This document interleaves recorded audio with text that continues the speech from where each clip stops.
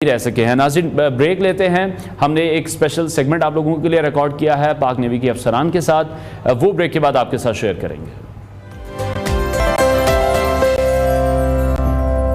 Welcome back to new Pakistan. آج ہم ایک ایسا تاریخی واقعہ یاد کرنے جا رہے ہیں جس نے دشمن کے دلوں میں خوف پیدا کر دیا. آج ہم بات کریں گے 1965 کی جنگ کے دوران پاک بحریہ کے شاندار کارنامے آپریشن سومناتھ کے بارے میں، جس نے دشمن کے ناپاک عزائم کو خاک میں ملا دیا. ناظرین، قیام پاکستان کی بات سے ہی ہمارا پیارا وطن بھارت جیسے جنونی دشمن کے ساتھ نبرد آزما رہا ہے. ستمبر 1965 کی ایک تاریخ رات میں بھارت نے پاکستان پر شب خون مارنے کی کوشش کی اور بری، فضائی اور بحری محاذوں پر حملے کیے. بھارت کی خواہش تو یہی تھی کہ پاکستان کو نیست و نابود کر دیا جائے، لیکن دشمن یہ نہیں جانتا تھا کہ پاکستانی افواج میں جذبہ ایمانی اور وطن کی محبت کو کوئی شکست نہیں دے سکتا. 7 اور 8 ستمبر کی درمیانی رات پاک بحریہ نے ایک جرأت مندانہ قدم اٹھایا اور بھارت کے نیول بیس دوارکا پر حملہ کیا. اس حملے کو آپریشن سومناتھ کا نام دیا گیا. پاک بحریہ کے 7 جنگی جہاز اس مہم میں شامل تھے، جن میں PNS بابر، خیبر، بدر، جہانگیر، عالمگیر، شاہ جہان اور ٹیپو سلطان نمایاں تھے. یہ حملہ بھارت کی بحری طاقت کے دل پر کیا گیا تھا اور پاک بحریہ نے صرف 4 منٹ میں بھارتی نیول بیس کو آگ کا ڈھیر بنا دیا. پاک بحریہ کی بمباری سے بھارتی ایئر فورس کا رڈار بھی تباہ ہو گیا، جس نے بھارت کی فضائی نگرانی کو بھی ختم کر دیا. اور حیرت کی بات یہ ہے کہ بھارتی جنگی جہاز میسور اور تلوار قریب ہی موجود تھے، لیکن وہ پاک بحریہ کے شدید حملے کے جواب میں کوئی حرکت کرنے سے قاصر رہے.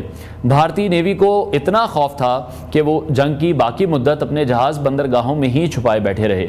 آپریشن سومناتھ نے نہ صرف بھارت کی بحری طاقت کو زبردست نقصان پہنچایا، بلکہ اس نے پاک بحریہ کی بہادری اور پیشہ ورانہ صلاحیتوں کا لوہا بھی منوایا. یہ وہ لمحہ تھا جب بھارت کو معلوم ہوا کہ پاکستان کو کمزور سمجھنا اس کی بہت بڑی بھول ہے. ناظرین، آج ہم اپنے ہیروز کو سلام پیش کرتے ہیں جنہوں نے اپنی جانوں کی پرواہ کیے بغیر وطن کی حفاظت کی ہے. پاک بحریہ کا یہ کارنامہ ہماری تاریخ کا ایک سنہرا باب ہے اور ہمیں فخر ہے کہ ہم ایسی بہادر افواج کے وارث ہیں. اسی سچویشن پر ہم بات کریں گے. پاکستان نیوی سے کیپٹن ریحان طاہر نے ہمیں جوائن کیا ہے. پاکستان نیوی سے لیفٹیننٹ عبداللہ بٹ ہیں اور سرجن لیفٹیننٹ سیمون ندیم ہمارے ساتھ ان کانورسیشن ہوں گی. ہمارے ساتھ اسٹوڈیوز میں موجود ہیں تینوں. آپ سب کو خوش آمدید کہتے ہیں. Welcome to new Pakistan. Sir, آپ سے میں گفتگو کا آغاز کرنا چاہوں گا. آپریشن سومناتھ پہ میں چاہوں گا تھوڑی سی آپ ہمیں ڈیٹیل بریفنگ دیجیے گا کہ اس وقت ہم نے دیکھا تھا کہ پاکستان کو بھی آزاد ہوئے 18 سال کا قلیل عرصہ ہوا تھا. دشمن کے ذہنوں میں یہ تھا کہ پاکستان کی جو تیاری ہے وہ اتنی اچھی نہیں ہوگی. جس طرح سے پاکستان نے رسپونڈ کیا، جو جنگی تیاری اس وقت تھی، جو جنگی قابلیت اس وقت تھی، وہ بڑی زبردست تھی ہماری. جی، thank you very much for having us today. آپ نے اس آپریشن کی ڈیٹیلز تو ماشاءاللہ آپ کور کر دی ہیں پوری. جیسا آپ نے کہا، اس وقت آزادی کو 18 سال ہی ہوئے تھے اور دشمن کا خیال یہی تھا کہ شاید یہ نومولود ملک جو ہے یہ اپنی حفاظت نہیں کر پائے گا. ہمارا جو جنگی ساز و سامان تھا اس کی بھی کم و بیش کچھ حالت اسی طرح کی تھی. وہ لیگیسی ایکوپمنٹ تھا جو آزادی کے ساتھ ہی ہمارے حصے میں جو آیا تھا وہ ہمیں ملا تھا. اس کے ساتھ ساتھ ہم نے اپنی ٹیکنالوجیکل ایڈوانسمنٹس کے لیے اس خطے میں سب مرین ایک ایکوائر کی تھی، جو کہ پہلی سب مرین تھی. آلدو کہ جنگ میں اس نے بہت میجر رول پلے نہیں کیا، لیکن اس نے کوگنیٹو ڈومین میں بہت رول پلے کیا. وہ ایک بہت بڑا فیکٹر تھا جس کی وجہ سے دشمن جو ہے چھپا بیٹھا رہا. تو آپریشن سومناتھ میں جو کچھ ہمارے پاس تھا اس کا 90% ہم نے اپنا ایسٹ یوز کیا اس کے اندر، اور ایک ایگریسو آپریشن دشمن کے پانی میں لانچ کیا. ہمارے سائز اور ہمارے فورس کے کانسٹرکٹ کے حساب سے ایک بہت ڈیرنگ آپریشن تھا کہ اس قدر فورس کو آپ گیمبل کریں. Sort of it was a good gamble, جس کے نتیجے میں جو ہمارا آپریشنل ٹاسک تھا وہ اچیو کر لیا گیا. اور قوموں کی تاریخ میں ایسے مواقع آتے ہیں جب انسان کو یہ موقع ملتا ہے کہ وہ کچھ کر گزرے.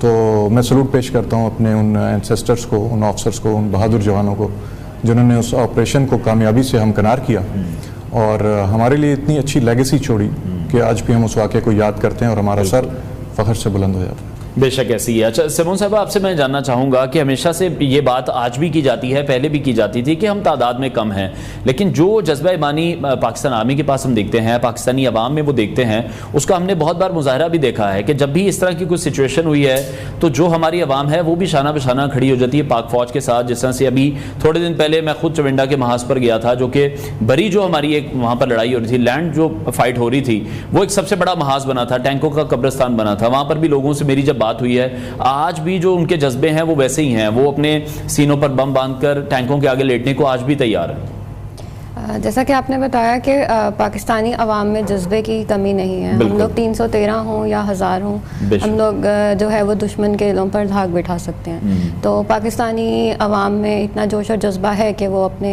افواج کے ساتھ میں کندھے سے کندھا ملا کر کسی بھی محاذ پر اپنے وطن کی حفاظت کر سکتے ہیں. بالکل ایسی. اچھا عبداللہ, میں آپ سے اب جاننا چاہوں گا, جس طرح سے ہم نے دیکھا کہ ودن 4 منٹس جس طرح سے نیول بیس کو آگ کا ڈھیر بنا دیا گیا, دوارکا اسٹیشن جو ان کا تھا, جس سے ایک بہت بڑا ہم نے دیکھا کہ وہاں پر ڈیمیج کریٹ کیا گیا, اور پھر اسی کا ایفیکٹ تھا کہ وہ ایک جسے کہتے ہیں نا کہ دشمن اس سے حملے سے نکل ہی نہیں سکا اور وہ کسی طرح سے بھی واپسی نہیں کر سکا. وہ آپ سمجھتے ہیں کہ اس ٹائم پر ایک بڑا ٹرننگ پوائنٹ ثابت ہوا؟ انوار صاحب بہت شکریہ مجھے شو میں بلانے کے لیے. سب سے پہلے تو یہ ہے کہ ہمیں تھوڑا سا فورس کمپیریزن پہ بات کرنی چاہیے آپریشن دوارکا میں بات کرنے سے پہلے. تو دشمن ہم سے 5 گنا سائز میں بڑا تھا. اس کی نیوی میں ماڈرن ڈسٹرائر فریگیٹس تھے, ایئر کرافٹ کیریئر تھا جو کہ ابھی بھی پاکستان کے پاس نہیں ہے, اور ایک کروزر شپ تھا جو کہ بہت ہی جدید ہتھیاروں سے لیس تھا. آپریشن دوارکا کا جو آپریشنل کامیابی تو تھی ہی پاکستان کی, لیکن سب سے بڑی کامیابی ایک سائیکولوجیکل اور کوگنیٹو ڈومین میں تھی کہ انڈیا جو تھا وہ اپنے اس زون میں بیٹھا تھا کہ ہم ایک بہت بڑی نیوی ہیں. ایک چھوٹے ملک کی نیوی ہم پہ اٹیک کرنا تو دور, وہ اس بات کا سوچ بھی نہیں سکتے. لیکن جب پاکستان نیوی نے سکسیسفلی آپریشن سومناتھ کنڈکٹ کیا, ان کے ایک نیول اسٹیشن کو تباہ کیا, ریڈار اسٹیشن کو, تو اس کے بعد انڈین نیوی ایک آپریشنل پیرالیسس کی فیز میں چلی گئی. وہ سٹنڈ رہ گئے کہ یہ ایسا کیسے پاسبل ہے. تو اس وجہ سے پھر وہ پورے جنگ کے ڈیوریشن میں وہ اپنے صرف پورٹس تک محدود رہے اور باہر آنے کی جرت نہیں کی. پاکستانی جو بحری جہاز اس حملے میں استعمال ہوئے, انہوں نے واپس آ کے باقاعدہ وہ پورٹس پہ نہیں آئے, کھلے پانی میں جا کے اگین انڈین نیوی کو انہوں نے چیلنج کیا, لیکن انڈین نیوی وہاں سے بھی موقع واردات سے غائب تھی, بالکل نہیں پہنچی. ٹھیک ہے. اچھا ریحان صاحب, جس طرح سے ہم یہ دیکھتے آئے ہیں کہ وقتاً فوقتاً پھر پاکستان کی ہم دیکھ رہے ہیں جو فورسز ہیں, ظاہری بات ہے اس میں بہتری بھی آ رہی ہے, ٹیکنالوجی بھی چینج ہو رہی ہے.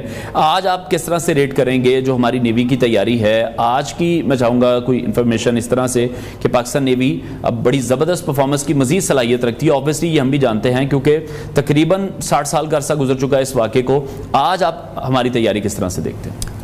یہ ایک بیچ میں پیریڈ ایسا آیا تھا 90s آنورڈ, جب لوگوں کو پتا ہے کہ کچھ ایسے سینکشنز تھے اور ہمارا ملک ایسے دور سے گزر رہا تھا کہ اس میں جنگی ساز و سامان کی شدید قلت واقع ہو گئی تھی. جی. لیکن الحمدللہ میں اس وقت کہہ سکتا ہوں کہ پچھلے 10 سال میں ہماری قیادت نے پرسو کیا اس چیز کو, اور ہمارا سائز جو ہے وہ سگنیفیکنٹلی انکریز ہو گیا ہے. اگر آپ نمبر آف انکریز کر چکے ہیں, جس کے اندر ماڈرن ڈسٹرائرز شامل ہیں اور بھی جنگی ساز و سامان ہے جو ٹیکنیکل نیچر کا ہے جو ہم نے ایکوائر کر لیا ہے. تو ہم نے اپنی جو ٹیکنالوجیکل ایج تھی اس کو مینٹین رکھا ہوا ہے, جو ہمارا رول ہے وچ از ڈیفینسو ان نیچر. ہم آج بھی وہ قوت رکھتے ہیں کہ ہم اپنا جو ڈیفینس جو ٹاسک ہمیں دیا گیا ہے وہ ہم بخوبی سر انجام دے سکتے ہیں. ٹھیک ہے. اچھا سیمون صاحبہ, جس طرح سے آپ سرجن کے طور پر ہیں, پاک نیوی میں اس وقت موجود ہیں, کیپٹن صاحب ہیں, وہ آپریشنل سائڈ کو دیکھتے ہیں. اگر ہم عبداللہ صاحب کی بات کریں, وہ ایجوکیشن سائڈ کو بھی دیکھ رہے ہیں. بہت زیادہ امپورٹنٹ ہے تمام ڈپارٹمنٹس پر بھی کام کرنا. جب بھی بات ہوتی ہے وہ ہم بات کرتے ہیں فائٹرز کی بات کرتے ہیں, شہداء کی بات کرتے ہیں, یقینی طور پر جو لوگ بیک اینڈ پر بھی موجود ہیں جس طرح سے آپ لوگ بھی ہیں. آپ کیا سمجھتی ہیں یہ رول کتنا زیادہ امپورٹنٹ ہے, یہ کتنی بڑی ذمہ داری ہے؟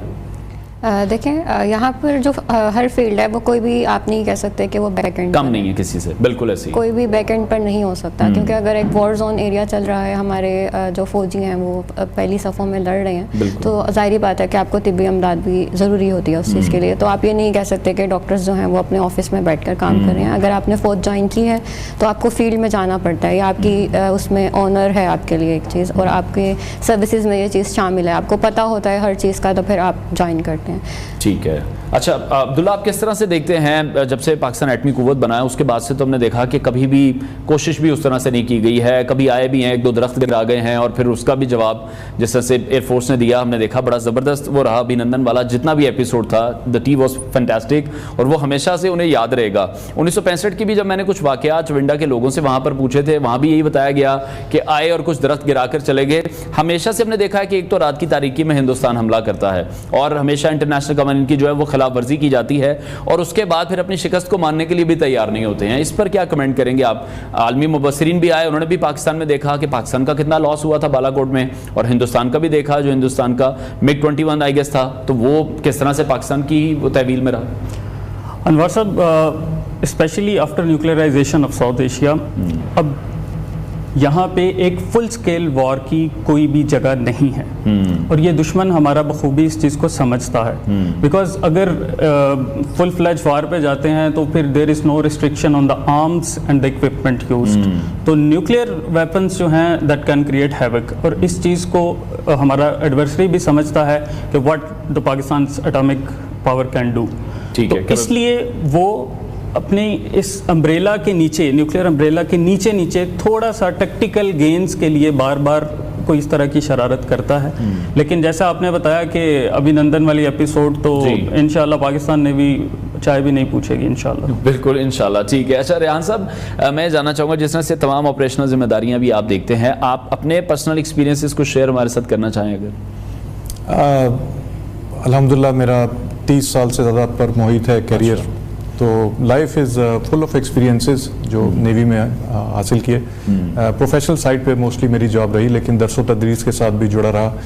تو الحمدللہ اپنے 30 سال میں آئی کین سے جو نیوی کا جو سلوگن ہے world wide, you know you see the world, I can say that I have seen the world. بہت ساری جگہوں پر گیا, بہت سارے انٹرنیشنل فورمز پہ ریپرزینٹ کیا نیوی کو, اور بہت سارے دوسرے ملکوں کے لوگوں کے ساتھ بات چیت کی, اور یہ دیکھا کہ ہماری جو قوم ہے اور ہمارے جو لوگ ہیں وہ جذبے میں, انٹیلیجنس میں, انٹلیکٹ میں کسی سے کم نہیں ہے. No doubt. شاید وہ اپنے ایکسپوجر کی وجہ سے جن لوگوں کو نہیں ہوتا ان کو ایسے لگتا ہے کہ شاید ہم میں وہ صلاحیت نہیں ہے جو ہونی چاہیے, لیکن ہمارے انٹریکشنز کے بعد ہمیں تو یہ چیز نظر آئی کہ ہم بہت بہتر ہیں بہت سارے لوگوں سے. افریقن کوسٹ کے اوپر بے شمار ایسے ممالک ہیں جن پہ ہم گئے, وہ ہمیں اوپر دیکھتے ہیں کہ یار آپ لوگ ایک ایسے سیلف ڈاؤٹ کا شکار ہیں ہم, میرا خیال ہے زیادہ. جی سیلف ڈاؤٹ جو ہے اس کو ریموو کرنا بہت ضروری ہے اور اعتماد کے ساتھ.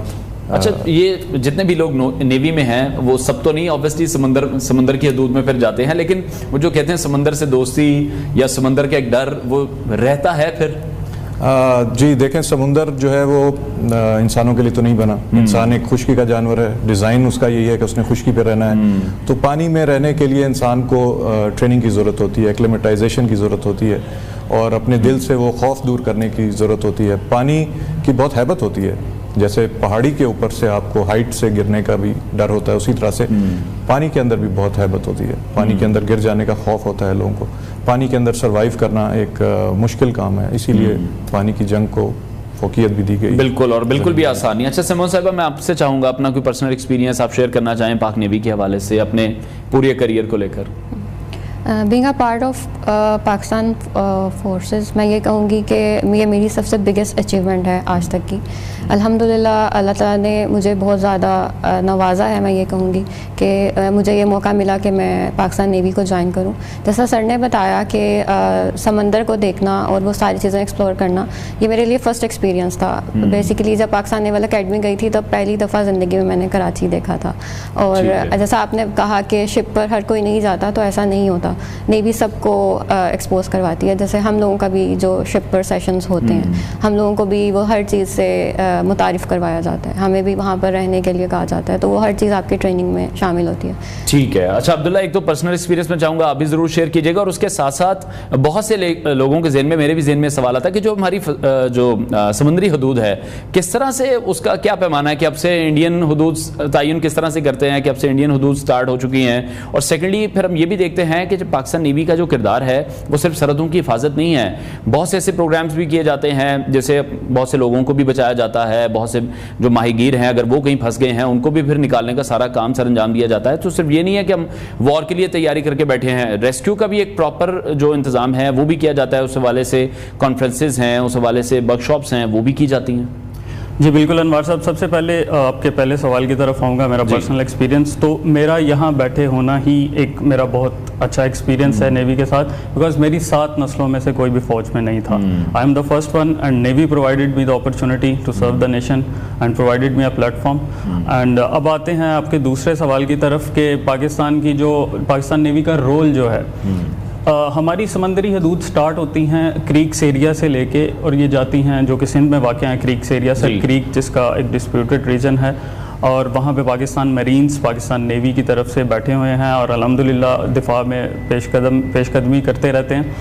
دوسرا یہاں سے سٹارٹ کر کے سندھ سے ہوتے ہوئے یہ سمندری حدود جیونی تک جاتی ہیں جو کہ گوادر سے بھی آگے ایران کے ساتھ بارڈر پہ واقع ہے. تو یہ تقریباً 1001 کلومیٹر جو ہے لمبی ہماری کوسٹل لائن بنتی ہے. تو اس میں پھر پاکستان نیوی کے دو طرح کے رول ہیں, ایک پیس ٹائم رولز ہیں اور دوسرے وار ٹائم رولز ہیں. وار ٹائم میں تو this is crystal clear that to defend the Pakistan's coastal frontiers at any cost. While peace time میں ہم اور بہت سی ایکٹیویٹیز ایسی ہیں, ہماری انگیجمنٹس ایسی ہیں, ہم نہ صرف پاکستان لیول پہ بلکہ ہم انٹرنیشنل لیول پہ بھی with collaboration of different countries ہم انٹرنیشنل لیول پہ بھی اس طرح کی ایکٹیویٹیز فلانتھروپک ایکٹیویٹیز کرتے ہیں. ہمارے شپس جاتے ہیں گڈ ول وزٹس کے لیے افریقہ میں, گلف کنٹریز میں. اور اس کے علاوہ دوسرے جو آپ نے بات کہا کہ humanitarian aid and disaster relief operations, وہ بھی پاکستان نیوی کا ایک خاصہ ہے. اس کے علاوہ ہم اینٹی پائریسی اور اینٹی اسمگلنگ آپریشنس بھی ہے جو وہ پاکستانی نیوی اس میں مہارت رکھتی ہے, اور ہم یہ سارا کچھ انشاءاللہ بفضل خدا اپنی پوری طاقت کے ساتھ کر رہے ہیں. ٹھیک ہے, بہت شکریہ captain Rehan Tahir, lieutenant Abdullah Butt, sergeant lieutenant Simon Nadeem ہمارے ساتھ ان کانورسیشن تھے. ناظرین, پروگرام کا وقت ختم ہوا ہے, انشاءاللہ کل پھر آپ سے ملاقات کریں گے. اپنا بہت سارا خیال رکھیے, اجازت دیجیے, اللہ حافظ.